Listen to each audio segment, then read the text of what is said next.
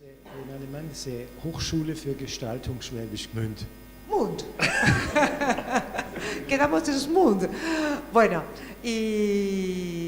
una universidad que está entre la puntuación de 100 mejores consideradas, que más allá de puntajes y puntuaciones oficiales, es realmente un modelo de transversalidad y de integración de las disciplinas. Lo tenemos a Andrés Villela, que lo conoce muy bien a Ulrich y que hará de presentador y de apoyo a la traducción en algunos casos si se necesita, ¿vale? Os dejo con Ulrich, que generosamente se ha sumado al encuentro porque él vino a presentar Cumulus y ofreció dar una charla y contarnos cómo trabajan en la universidad, ¿vale? Gracias. Bueno, un gran honor presentar a mi amigo Ulrich. Me van a perdonar por el alemán porque la verdad es que está un poco complejo. Pero Ulrich Chancellor es profesor y vicerrector de la Universidad de Diseño en Hochschule für Gestaltung. Cerca de Stuttgart, porque no voy a pronunciar el nombre de la ciudad, eso sí que ya es un poco complicado, pero a 40 kilómetros de Stuttgart conversábamos. Ulrich es miembro del directorio del Executive Board de Cumulus para el periodo 2013-2016, su primer periodo, y el segundo 2016-2019 de la Asociación Mundial de Escuelas de Diseño que presentamos en la mañana en conjunto y donde precisamente nos conocimos con Ulrich. Ulrich estudió Historia del Diseño y Periodismo de manera conjunta en Stuttgart y después estudió Diseño Visual en Schwäbisch.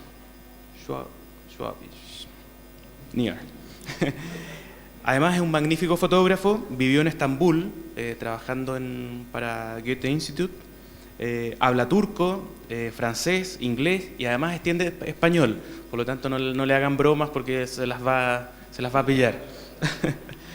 Tiene una gran experiencia trabajando en diversas revistas, tanto del ámbito científico y también en el ámbito automotor. Y ha sido profesor también en varias universidades de ciencias aplicadas.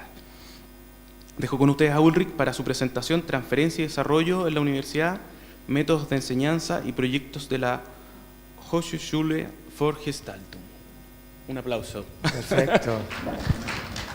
Muchas gracias. Thank you for being here. Gloria asked me to give a presentation.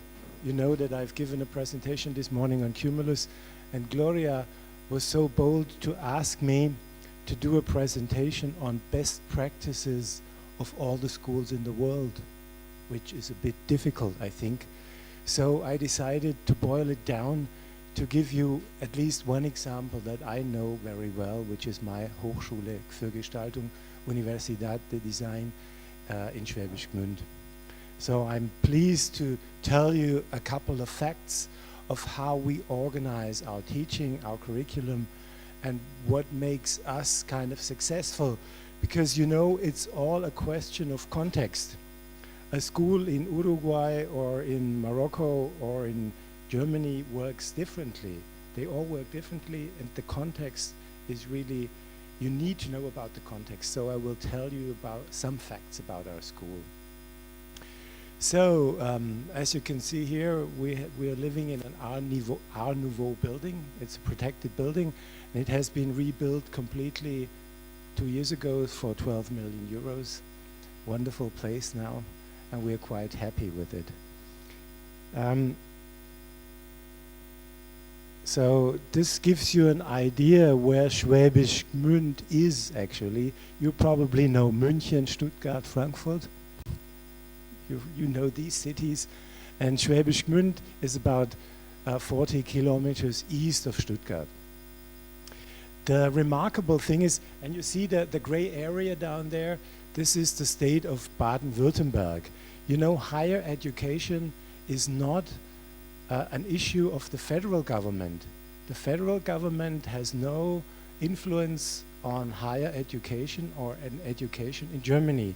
It's the states. So we have 16 different educational systems, which is a bit difficult, but the state of Baden-Württemberg can decide what to do with its university, and the state pays for it. So this is very distinct from other countries. The state of Baden-Württemberg is very rich. There live about 11 million people, and you've probably heard about the car industry, Mercedes-Benz, Porsche, Bosch. A lot of big global players are located in this area. So again, it's a very rich area and very industrialized. You can see my institution started as a drawing school in the year of the Declaration of Independence of the United States, 1776. And it was originally a school for the gold and silversmith industry. It's not anymore, but that's how it started. And then you can see the close down of the HFG Ulm, the Hochschule für Gestaltung Ulm, which is probably very known among you. It only existed for 15 years. It only had about 230 students, but it's world famous for some reason. It's like a successor of the Bauhaus, and again, the methods, the foundation, the methods of design foundations are laid in the Bauhaus and later on in the Hochschule für Gestaltung in Ulm. And it was closed down in 1968 for, let's say, political reasons. It was not very well liked. It was founded, you know, as a consequence of the World War II, and it had to heal the Germans from the Nazism. That was basically the reason for founding this school. It worked only for 15 years, and it had successors, and we are one successor. We got university status in 1972, and practically all our teachers at that time came from Ulm. They were all students at Ulm, and then they were teaching at HFG. They're not there anymore. Their time is over as well, but we keep the tradition.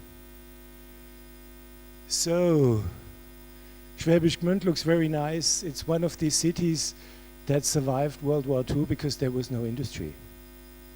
So it's still a medieval town, only about 60,000 inhabitants, but we have more than 100 design agencies, which is pretty remarkable. Like the Financial Times Germans called Schwäbisch Gmünd Germany's secret design capital. I mean, it's a bit overrated, but there are a lot of designers in this little town.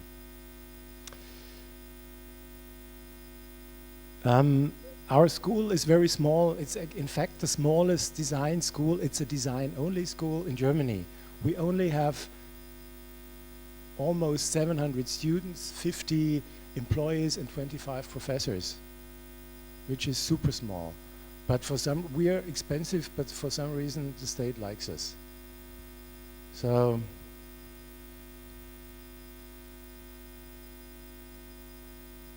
well, I have to brag a little bit now.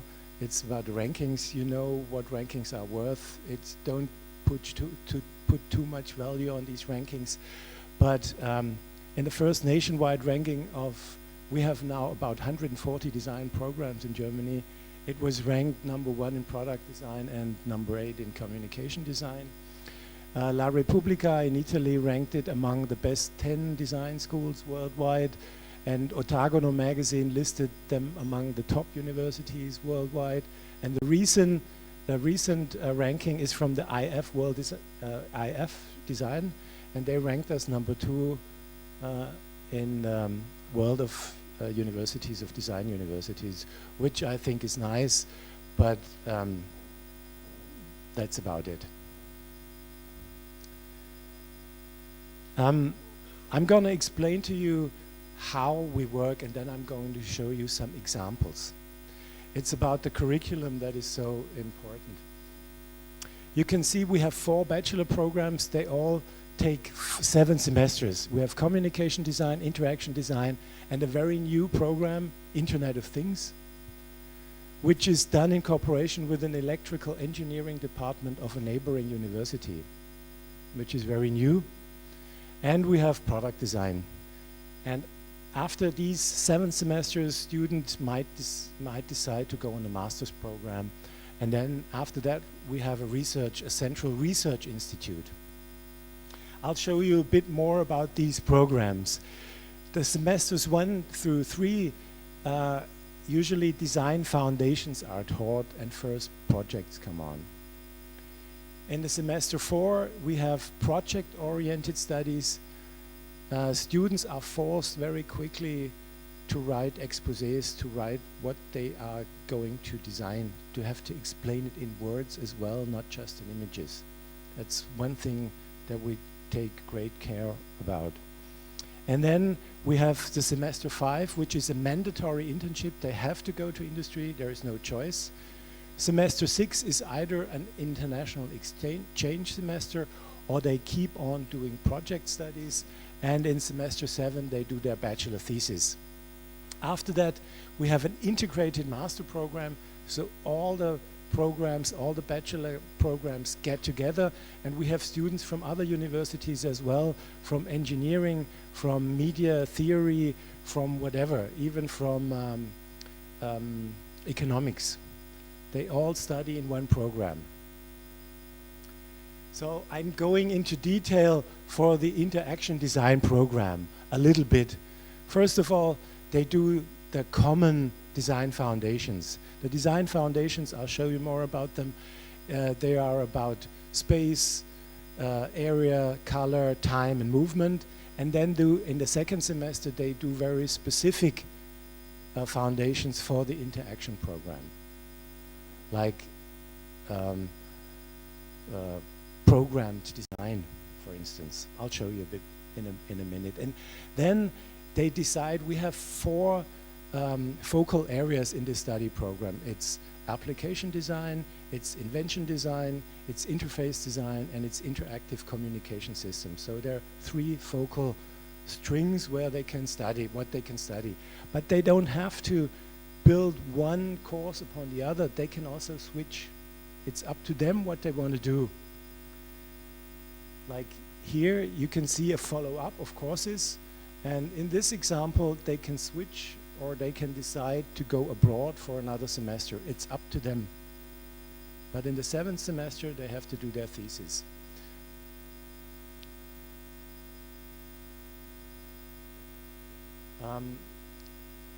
About 30% of our students go on to do a master's program. That sounds not very many, but most of our bachelor students get good jobs for some reason. So the industry is waiting for our alumni to, well, in our presentations, in our final semester presentations, they stand there and wait for most of the alumni, which is very nice. In the master's program, we give a lot of theoretical input again on science, economy, and design and research methodology, rather advanced. And then they have to do a cooperative master thesis. Cooperative, that means they have to work with industry. It's not necessary for the bachelor thesis, but for the master thesis, they have to prepare and organize their work with industry. It's absolutely necessary. So when they're done with their studies, they can also go into research. We are not allowed to have a doctoral program, a PhD program. That's a German way of organizing things. We are not allowed to do this. But we have organized a lot of research activities in this Research Institute. The current research activities are ergonomic design of medical products and services. Medical products are very much in focus in our school.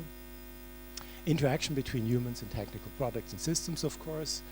Aspects of visual information design, usability and UX of products, processes, and services.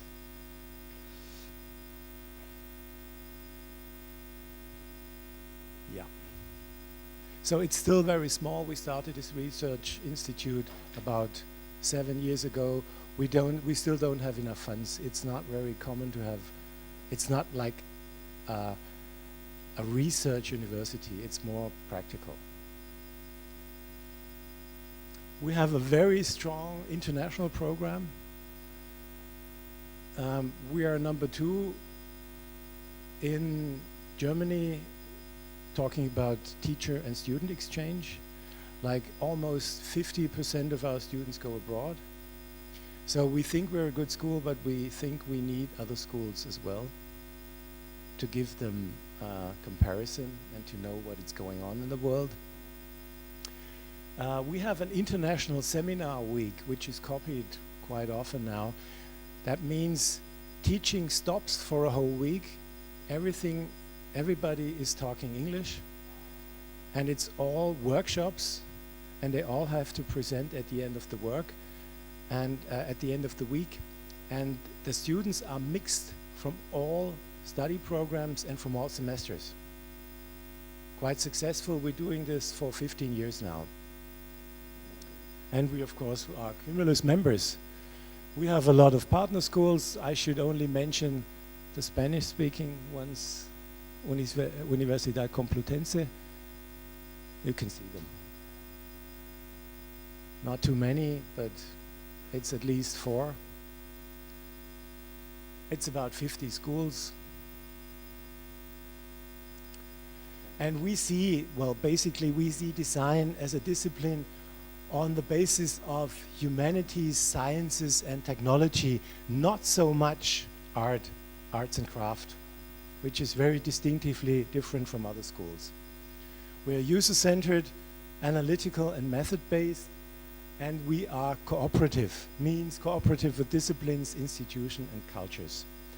And now I should start with a couple of examples. This, for example, is a first semester project where we combine knowledge of color with three-dimensional shapes and transformation.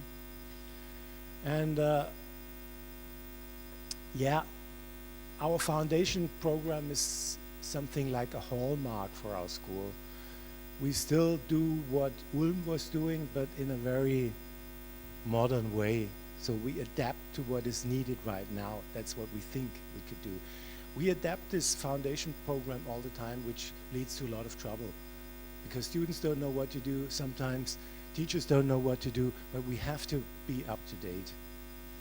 And the thing is, we teach these foundation courses together.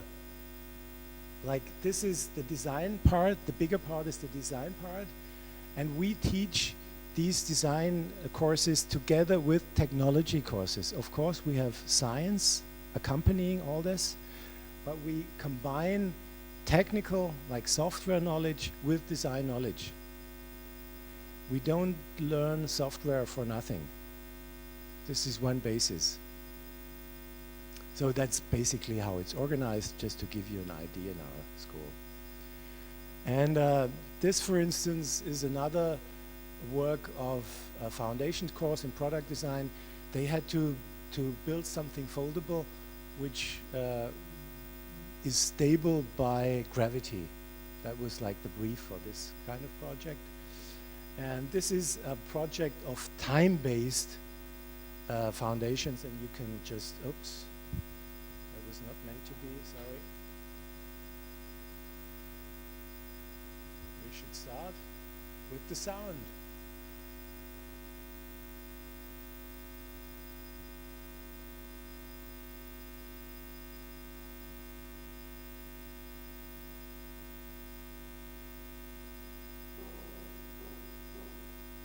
So they had to parallelize movements and rhythm they can hear to visual structures. This is what they're doing in a foundation course in the 3rd semester.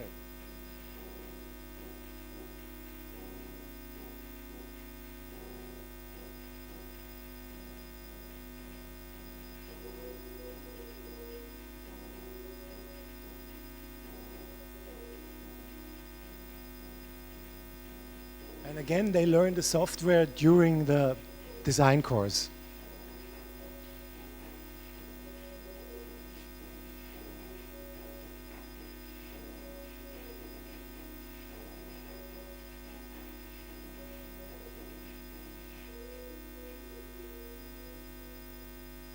Just an example. Now let's go to the communication design program. We also have 4 focal areas. It's didactic communication, didactics. It's cross-medial communication, communication in space, and interfaces, interconnected communication. This is one example of communication in space. It's a small project of 7 square meters Germany. That's how what is it?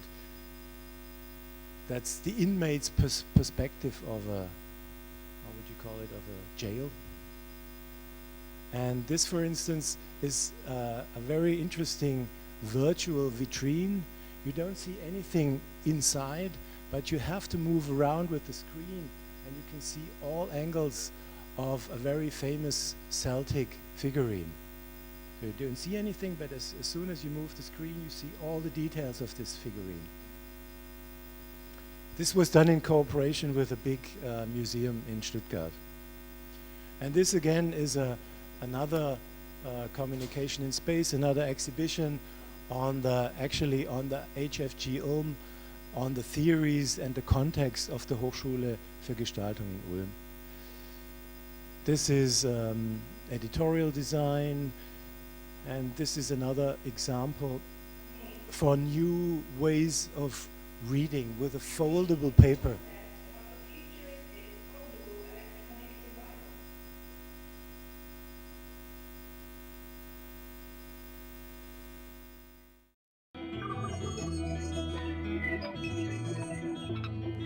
By folding from the right, you get additional options within one hierarchy.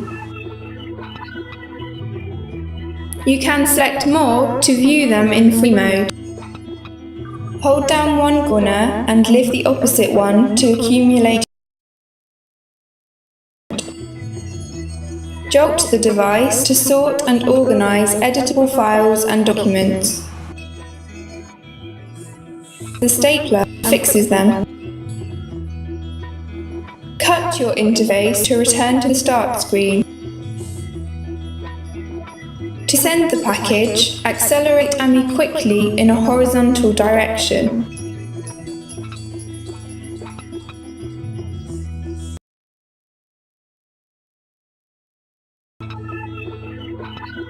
Browse through libraries by using gravity in this special folding. Open the category by pressing it and accelerating the device.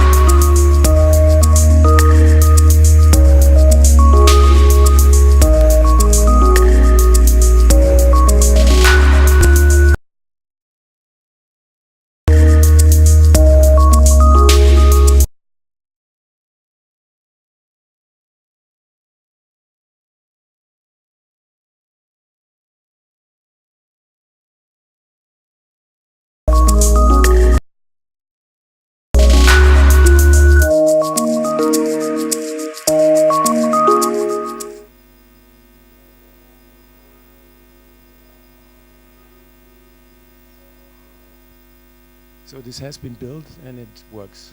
So in real size. This is another example for, like I would say, classic product design. This is another thing. It's a bit lengthy, but we think about behavior change and sustainability as well. So this is just one example of changing long-term behavior. Just look at it. It's a bit lengthy, but I think 2 minutes and then it's enough.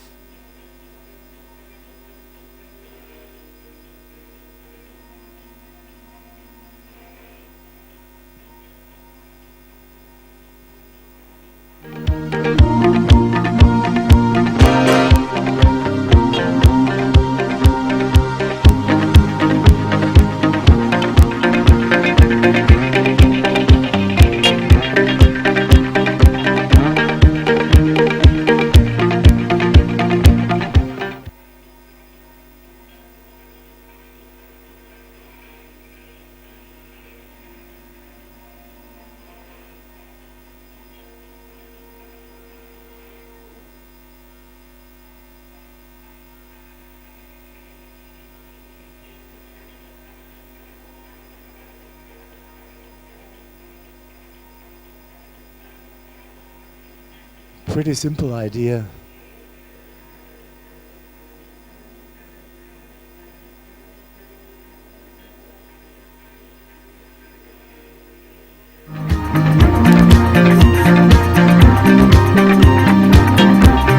I think you got the idea. This is a rather new project, just a quick walkthrough. It's called Workspaces, where you interact differently with different workspaces. All your ideas are classified with tags and you can find them immediately. You can add any kind of format, texts, photographs, drawings, whatever. It's a way of organizing your ideas differently, and this has been done just last semester.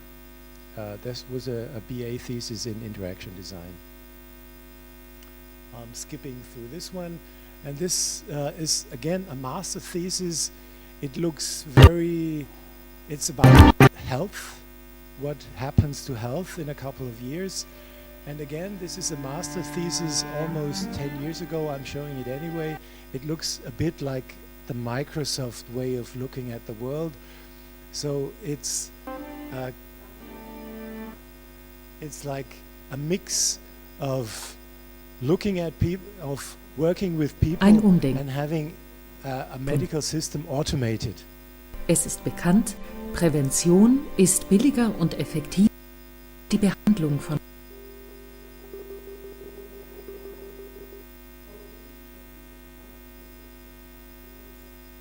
Herr Meier am 9. Besuch Center. Nun es Fälligkeiten in ihren So Widerstand again, gefunden. we talk about scenarios of the future.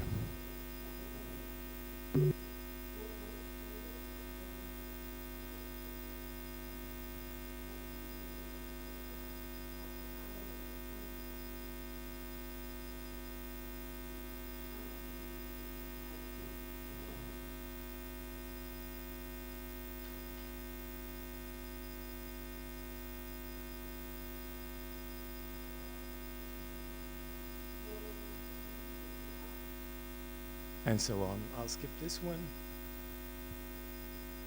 Sorry.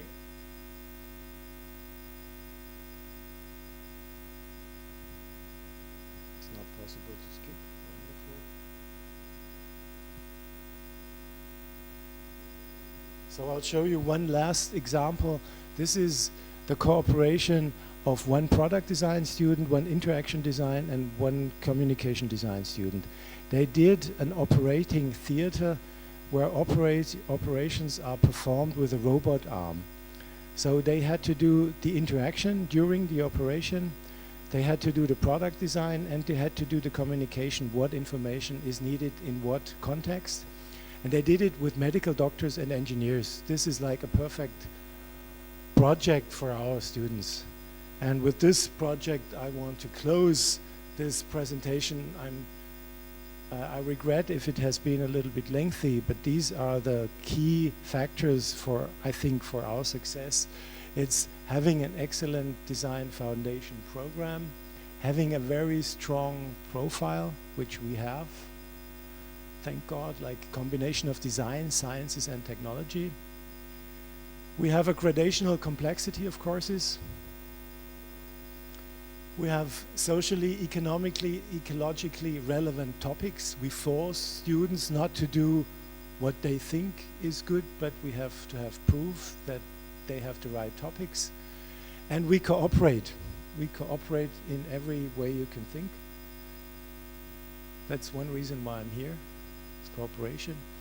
And another thing which I put into brackets is being small-sized, personal, and independent in decision-making.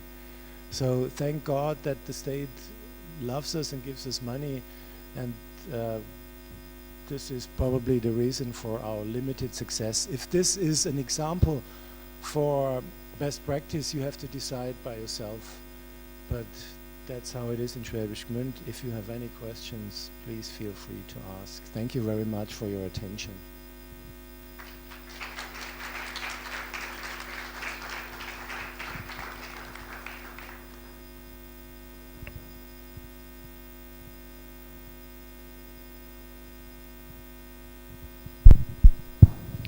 ¿Preguntas? What do the students say to this kind of project? Is it interesting or boring?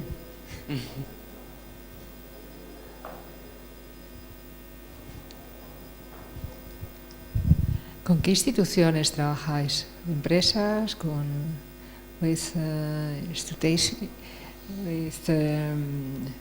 instituciones públicas, empresas privadas? Where they work? Los trabajos cuando en el máster me parece que era y en el grado trabajabais with other institutions. They work with enterprise, research institutions, other universities, companies, other schools, agencies, whatever. But they have to have, well, basically, a lot of big companies try to acquire our students. It's Bosch, Mercedes, a lot of Mercedes-Benz is very eager to get our students because they build new UX departments and they don't know where to get the UX students from. This is... And they put money for every project, the companies? No. No? Sometimes they do. If it's a long-term project, they sometimes do, but not necessarily. Okay. Like the whole department, for instance, I know in Mercedes-Benz, they have 35 people, 25 are from our school. What can you say? It's a good change.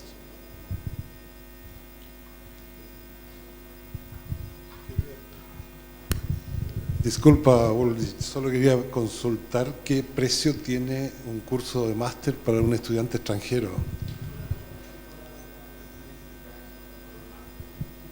Price? We were forced, the first time this year, we are forced to take tuition fees from people from outside of Europe, which is 500 euros per semester. So it's 1,500 euros for a master degree. But this is very recent. Usually it was free. Thank you very much. And it's, of course, it's a public school, it's not private. It's all public. ¿No hay más dudas? Bueno, le repetimos entonces el agradecimiento a Ulrich. Thank you for your presentation. Thank you.